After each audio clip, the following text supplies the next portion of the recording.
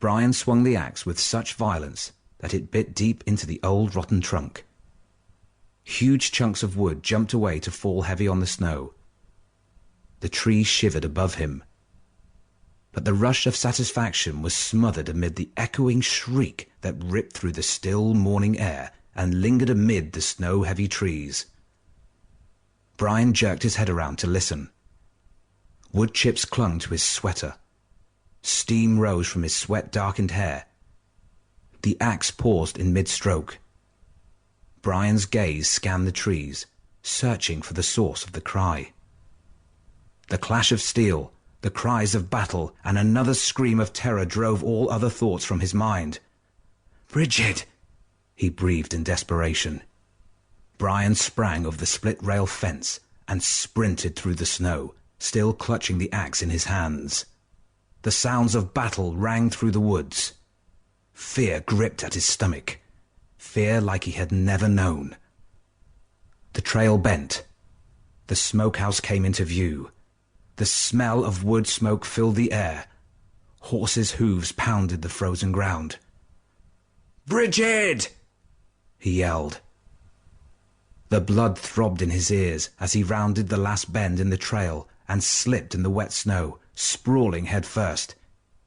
He scrambled to his feet, scraping the slush from his eyes.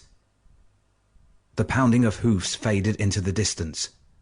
Brion raced around the front of the cottage. His father lay prostrate in the trampled snow by the open door, a red pool staining the snow by his head. The jagged shaft of a broken arrow protruded from his shoulder. His sword lay clutched in his good hand. A crimson stain covered the tip. Weyland's fingers spasmed against the grip, as if they struggled to raise it again. Brion stared for a moment in mute horror. Burning pain began to spread in his chest. He stooped. "Papa!" He shook Weyland's shoulder. "Papa!" Weyland groaned. Brion rolled him to his back. The sword slipped from Weyland's hand. Weyland blinked slowly, as if his eyelids were sticky with glue. Weyland opened his mouth and struggled to speak. "I told you," Weyland whispered. "I told you they would come." He blinked and tried to swallow. "They didn't get it." Brion struggled to regain his internal balance.